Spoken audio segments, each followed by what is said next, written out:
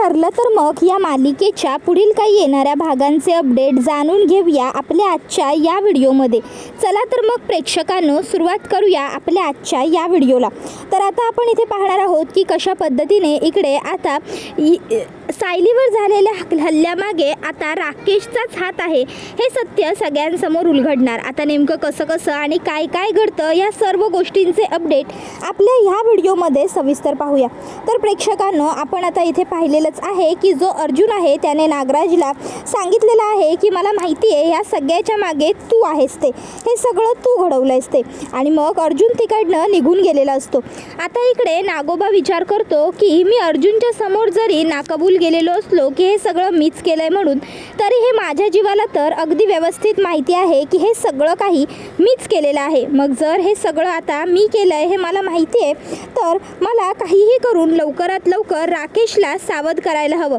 कारण जर अर्जुनने मी सायलीवरती हल्ला केला आहे म्हणून आता ह्या सगळ्याचा पार ठाणपत्ता घ्यायचं ठरवलं तर नक्कीच तो ठाणपत्ता लावणार आणि मग त्याला सत्य काय आहे हे समजणार आणि मग ते मात्र मला खूप जास्त जड जाणार.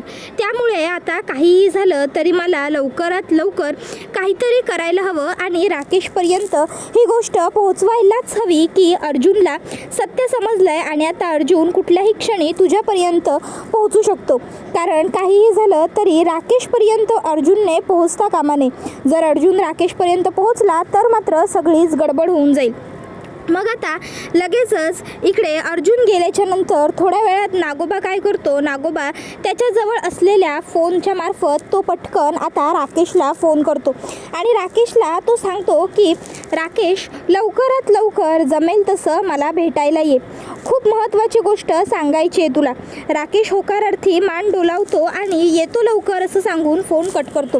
त्याबरोबर नागोबा विचार करतो की राकेशला मला सावध करायला हवं, त्याला अर्जुनबद्दल सगळी माहिती व्यवस्थित द्यायला हवी, त्याला समजावून सांगायला हवं की नेमका अर्जुन कसा आहे तो. त्यानंतर मग आता नागोबा अगदी राकेशच्या डोळ्याकडे वाट लावून बसलेला असतो. आता मग राकेश त्या ठिकाणी आल्यानंतर तो नागोबाला विचारू लागतो की बाबा काय झालं, तुम्ही एवढं अर्जंट मला का बोलवून घेतलं, काही झालं आहे का. त्यावर मग आता लगेचच नागोबा सांगायला लागतो की इकडे तो अर्जुन आला होता, त्याला अशी शंका आली आहे माझ्यावरती की हे सायलीवरती हल्ला वगैरे जे काही प्रकरण झालं आहे ते सगळं मीच केलेलं आहे. अर्थात त्याला जी शंका आली आहे ती पूर्णतः बरोबर आहे, हे सगळं तर खरोखरच मी केलेलं आहे. पण ही गोष्ट कुणालाही कळता कामा नये की हे सगळं मी केलं आहे आणि मी कोणाच्या थ्रू केलं आहे. कारण काय आहे ना, जर हे सगळं कोणाला कळालं की या सगळ्यामध्ये तू मला सामील आहेस किंवा तू केलं आहेस हे सगळं, तर मग मात्र हे आपल्याला खूप जास्त अवघड होऊन जाईल. त्यामुळे लक्षात ठेव की त्या अर्जुनपासून कायमच सावध राहा. आता सध्या तू त्याच्या रडारवर असणार आहेस कारण तू त्याच्या बायकोला त्रास देण्याचा प्रयत्न केलेला आहेस आणि अर्जुनचा सगळ्यात जास्त जीव त्याच्या बायकोमध्ये आहे. ते म्हणतात ना की जसा जादूगाराचा जीव पोपटात असतो अगदी तसाच अर्जुनचा जीव त्या सायलीत अडकलेला आहे. म्हणून सांगतोय की सांभाळून राहा. त्याबरोबर राकेश म्हणत असतो डॅड तुम्ही आता काही काळजी करूच नका, त्या अर्जुनने कितीही जोर लावला, कितीही काहीही केलं, किती प्रयत्न केले ना तरीसुद्धा तो माझं काहीही वाकडं करू शकणार नाही आहे. आफ्टर ऑल मी तुमचा मुलगा आहे आणि तुमचा मुलगा कधीही हारणार नाही. डॅड मी इकडे US वरून परत आलो आहे ते फक्त आणि फक्त तुम्हाला सोडवण्यासाठी आणि तुम्हाला इकडून बाहेर काढून त्या अर्जुन सायलीच्या संपूर्ण कुटुंबाला डिस्ट्रॉय करण्यासाठी. आणि जोपर्यंत मी माझं ध्येय साध्य करणार नाही ना तोपर्यंत काही माझ्या जीवाला शांती मिळणार नाही. त्यामुळे तुम्ही अगदी निश्चिंत, निवांत आणि बिनघोर राहा, बिनधास्त राहा, काहीही काळजी करू नका, मी सगळं व्यवस्थित मॅनेज करेन, काय करायचं ते मी बघतो. त्यानंतर मग आता राकेश तिकडनं निघतो. राकेश विचार करतो की डॅड जे काही बोलले त्या गोष्टींची मला काळजी घ्यावी लागणार आहे. कुठल्याही परिस्थितीत काहीही झालं, अगदी काहीही, तरीही मला अर्जुन सायलीला माझ्यापर्यंत पोहोचू द्यायचं नाही आहे. या विचारांमध्येच राकेश घरी पोहोचलेला असतो. आता तो घरी आल्यावर इकडे सुमन काकी त्याला पाणी वगैरे आणून देते. पाणी देताना ती राकेशचा गळा नोटीस करते. तेव्हा तिला दिसतं की राकेशच्या गळ्यामध्ये त्याची सोन्याची चेन नाही आहे, गायब आहे. मग ती विचारते तुझ्या गळ्यातली चेन कुठे गेली राकेश. त्यावेळी राकेश म्हणतो चेन ही का आणि मग तो गळ्याला हात लावतो तेव्हा त्याला दिसतं की आपल्या गळ्यात तर चेन नाहीच आहे. मग लगेचच राकेश म्हणतो की ते पडली. अगं आई, माझ्या गळ्यातली चेन पडली. कुठे पडली काही कळलं नाही. त्यावर ती म्हणते, काय सोन्याची चेन हरवलीस? त्यावर लगेच राकेश म्हणतो, अगं पडली म्हणजे काय, बाहेर कुठे जाताना नव्हती गं पडली, घरात रूममध्येच पडली आहे. मी शोधतो आणि घालेन ती. मे बी मीच मगाशी काढून ठेवली आहे माझ्या ड्रेसिंग ड्रॉवरजवळ. मी काढतो आणि घालतो तिला. मी येतो. आणि हो आई, मला ना खूप जास्त भूक लागली आहे, काहीतरी खायचं बघ पटकन. आता खरं तर भूक लागली आहे हे राकेश मुद्दामूनच बोलतो, जेणेकरून मग सुमनचं सगळं लक्ष डायव्हर्ट व्हावं. त्यानंतर मग तो त्याच्या रूममध्ये जातो आणि विचार करतो, थँक गॉड, लकीली थापा मारल्या आणि सगळं सावरून घेतलं. आणि त्या प्रतिमा आत्ते काकूच्या जागी ही माझी आईच होती. जर प्रतिमा काकूला कळलं असतं ना की माझी चेन हरवली आहे वगैरे, तर सगळा गोंधळ झाला असता. पण माझी चेन गेली असेल कुठे? तर दुसऱ्या बाजूला इकडे आता जी सुमन काकू असते ती काय करत असते, ती राकेशसाठी नाश्ता बनवते. आणि आता तो नाश्ता घेऊन ती वरती त्याच्या रूममध्ये येते आणि तिकडे येऊन ती राकेशला विचारते, काय रे राकेश, तू आज सकाळपासून दिवसभर गायब होतास, कुठे गेला होतास? त्यावर राकेश निरुत्तर असतो. तर दुसऱ्या बाजूला आता इकडे जी आता कल्पना असते, तिला काही राहवत नसतं, तिला सतत बेचैन वाटत असतं. मग ती काय विचार करते, मी जरा सायलीबरोबर सायलीबरोबर काही बोलायला नको, मी एक काम करते, मी थोडं ना प्रतिमाबरोबर बोलते. प्रतिमाबरोबर बोलले की जरा मला हलकं वाटेल. सध्या सायली प्रेग्नंट आहे, त्यामुळे तिला फारसा ताण द्यायला नको. म्हणून मग प्रतिमा त्या ताबडतोब लगेचच प्रतिमा आत्याला कॉल करते कल्पना. आणि मग आता प्रतिमा आत्या तिला विचारते, काय गं, तुझा आवाज एवढा काळजीचा का वाटतोय कल्पना, सगळं ठीक आहे ना? मग मात्र इकडे कल्पना सांगते की नाही ना, काहीही ठीक नाही आहे. काय सांगू तुला मी प्रतिमा, अगं इकडे सगळंच विचित्र आणि अघटित घडतं आहे गं. त्यावर मग प्रतिमा म्हणते, म्हणजे? त्यावर कल्पना सांगते, अगं काल घरात रात्रीचं कोणीतरी घुसलं तर घुसलं, थेट सायली आणि अर्जुनच्या खोलीत घुसलं आणि तिकडे जाऊन कोणीतरी सायलीला मारण्याचा प्रयत्न केला आहे गं. हे सगळं खूप जास्त भयानक आहे. त्याबरोबर प्रतिमा आत्यासुद्धा आता काळजीत पडते आणि म्हणते, काय सायलीला मारण्याचा प्रयत्न? बाप रे, पण सायली ठीक आहे ना, तिला काही झालेलं नाही आहे ना? त्यावर कल्पना म्हणते, हो ती एकदम व्यवस्थित आहे. प्रतिमा आत्या म्हणते, जाऊ दे, घाबरू नको.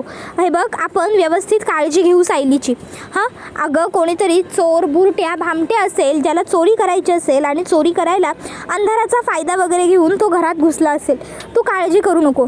तर दुसऱ्या बाजूला इकडे आता जी सायली असते ती आणि जो अर्जुन असतो तो, हे दोघंजणं रूटीन चेकअपला गेलेले असतात. आता चेकअपवरून येत असताना अर्जुन तिला म्हणतो, तुला काय हवं ते माग.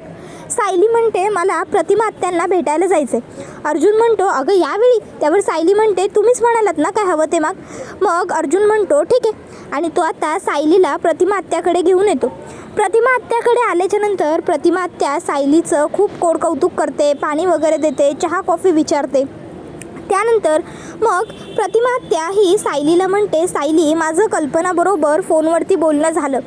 कल्पनाने मला तुझ्यावर झालेल्या रात्रीच्या अटॅकबद्दल सांगितलं, पण मला कळत नाही आहे की जर मला ती सांगू शकते तर तू का नाही सांगितलंस? तुला वाटलं नाही का ह्या सर्व गोष्टी तू माझ्याबरोबर शेअर करायला हव्यास म्हणून? सायली, हे बघ, प्रत्येक वेळी सर्व गोष्टी सोडून द्यायच्या असं नसतं. काही वेळी आपण गोष्टी सोडून देत जातो आणि त्यामुळेच त्या गोष्टी आपलाच गळा घोटायला सुरुवात करतात. नागराज भाऊजींच्या आणि सुमनच्या बाबतीत बघितलंस ना, आयुष्याची सुरुवात करतानाच त्या कायमच नागराज भाऊजींच्या दबावाखाली राहिल्या आणि शेवटी काय झालं? शेवटी फसल्या ना, काहीच निष्पन्न नाही झालं. तसंच म्हणायचं आहे मला. त्यावर मग सायली म्हणते, कसं सांगू आई तुला, तुझी जागा माझ्या आयुष्यात काय येते, पण इतक्यात मला तुला काहीही सांगता येणार नाही आहे. फक्त मी तुझी माफी मागू शकते. एवढं बोलून सायली आता तिकडनं निघते. त्याच्यानंतर मग सायली आणि अर्जुन हे दोघंजणं उठतच असतात. इतक्यात प्रतिमा आत्या पुन्हा म्हणते की सायली, अगं तो गुन्हेगार कोण होता हे काही कळलं का? अर्जुन, काय रे? त्यावर सायली अर्जुन सांगतात की नाही, अजून तरी काही कळलेलं नाही आहे. ॲक्च्युली तो जो माणूस होता किंवा तो जो मुलगा होता ना, तो पूर्णपणे काळ्या कपड्यात होता आणि काय करायला आला होता ते काही कळलं नाही. त्यावर कल्पना म्हणते, प्रतिमा म्हणते, अगं काय करायला म्हणजे काय करायला आला असणार आहे? चोरीमारीच करायला असणार आहे, चोरच होता तो. त्यावर सायली म्हणते, नाही आई, चोर नव्हता तो. हे बघा, आणि मग ती आता दाखवते. त्याबरोबर मग आता लगेचच ती म्हणते, ही एवढी महागडी चेन चोराकडे काय करणार आहे, आणि चोरलेली आहे असं म्हटलं असतं, पण बघा ना अजून तिच्यावरची शाईनही गेलेली नाही आहे. त्याबरोबर मग मात्र आता कल्पनालाही प्रश्न पडतो की प्रतिमालाही प्रश्न पडतो की बापरे, मग ही व्यक्ती कोण असेल जी सायलीच्या जीवावर उठलेली असेल आणि जिला पैशांची काही गरजसुद्धा नव्हती. कोण असेल ह्या सगळ्याच्या मागे. मग ती म्हणते की जाऊ देत सायली, हे बघ तू या सर्व गोष्टींचा विचार करू नकोस, तू फार कसलाही टेन्शन घेऊ नकोस. इतक्यात तिकडे सुमन काकू येते. सुमन काकू म्हणते, अरे ही तर सकाळची आपल्या राकेशची चेन आहे. तो मला म्हणाला होता की तो त्याच्या कपाटाच्या ड्रेसिंग ड्रॉवरजवळ ही चेन विसरलाय, पण ही चेन सायली अर्जुन तुमच्याकडे कशी आली, तुम्ही ही चेन घेऊन कुठून आलात. त्याबरोबर मग मात्र आता राकेश हा उडवाउडवीची मग मात्र सायली अर्जुन हे आता सांगत असतात की सायलीवरती जेव्हा रात्री हल्ला झाला तेव्हा सायलीने त्या माणसाच्या गळ्यातून ही चेन खेचून काढलेली आहे. त्यावर हे ऐकून सुमन काकू म्हणते, नाही नाही मग राकेशची, पण राकेश. त्याबरोबर तो म्हणतो की मला सांग काकू, फक्त राकेश जेव्हा सायलीवरती अटॅक झाला तेव्हा घरी होता की बाहेर कुठे होता. त्यावर मग मात्र आता सुमन काकू म्हणते, अरे अर्जुन तू काय बोलतोयस, राकेशने असं काहीही केलेलं नसणार आहे, अरे तो माझा मुलगा आहे. त्यावर अर्जुन म्हणतो, हो मी त्याच्यावर डाऊट नाहीच घेते. आता इकडे सुमन काकूला एवढं बोलल्याच्या नंतर अर्जुन गप्प बसतो. त्याच्यानंतर मग आता दुसऱ्या दिवशी पुन्हा तेच घडतं. राकेश जो असतो तो पुन्हा दुसऱ्या दिवशी उठतो लवकर गाडी घेऊन. आता तो घरातनं बाहेर पडतो आणि आता तो पुन्हा एकदा महिपतला आणि नागोबालाच भेटायला चाललेला असतो. तर दुसऱ्या बाजूला इकडे आता म्हणजे एक अस्मिताच्या मनात उदासी छालेली असते. ती विचार करते, खरंच सायली किती लकी आहे, ती किती नशीबवान आहे, तिला किती चांगला गुणाचा आणि उत्तम जोडीदार मिळाला, जो तिची काळजी घेतो, जो तिचे लाड करतो, जो तिला हवं नको ते सगळं देतो. आणि एक मी, माझं नशीब का असं, म्हणजे माझ्या नशिबात काय दोष आहेत, माझ्या नशिबात काय वाईट आहे, माझ्याबरोबर हे सगळं का घडलं, मी काय कुणाचं बिघडवलं होतं, म्हणजे मलाच इतका नालायक नवरा का मिळाला. सचिन बरोबर मी लव्ह मॅरेज केलं होतं. माझं आणि सचिनचं एकमेकांवर खूप प्रेम होतं, खूप खूप खूप. जर खूप प्रेम होतं तर एकाएकी बोलणं बंद का केलं, एकाएकी का हे सगळं संपवलं. सचिन, तुला दुसऱ्या मुलींच्या नादी लागायचं होतं तर मग माझ्याशी प्रेमाचं नाटक का केलं. खरंच मला ना कधी कधी खूप पश्चाताप होतो सचिनसारख्या मुलाशी लग्न करण्याचा, पण आता काही पर्याय नाही आहे माझ्याकडे, काहीच नाही.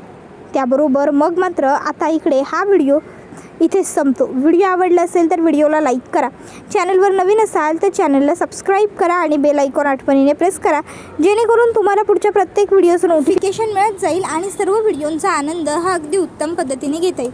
चला तर मग प्रेक्षकांनो, आजच्या पुरतं इथेच थांबूया. पुढचा व्हिडिओ येईपर्यंत या व्हिडिओचा आनंद घ्या. मित्रांनो, आता आपण इथे पाहिलेलं आहेच की ते आता जो अर्जुन आहे त्याच्यासमोर ही गोष्ट आलेली आहे की जी ही गळ्यातली चेन आहे ही चेन तर राकेशची आहे. मग आता अर्जुनला कधीतरी सत्य समजू शकणार आहे का की या सगळ्याच्या मागे राकेशच आहे, आणि हे जेव्हा अर्जुनला समजेल तेव्हा अर्जुन राकेशची काय हालत करेल. तर दुसऱ्या बाजूला इकडे आता जी प्रतिमा आत्या आहे तिला किंवा जे रविराज काका आहेत त्यांना कळेल की राकेशचा मुलगासुद्धा त्याच्यासारखाच नीच नालायक हलकट निघाला, खाईल त्याच थालीत छेद करेल असं निघाला, तेव्हा ते काय करतील हे सुद्धा आम्हाला कमेंटमध्ये सांगायला विसरू नका. चला तर मग प्रेक्षकांनो, आजच्या पुरतं इथेच थांबूया. पुढचा व्हिडिओ येईपर्यंत टाटा, बाय बाय, धन्यवाद, take care all of you.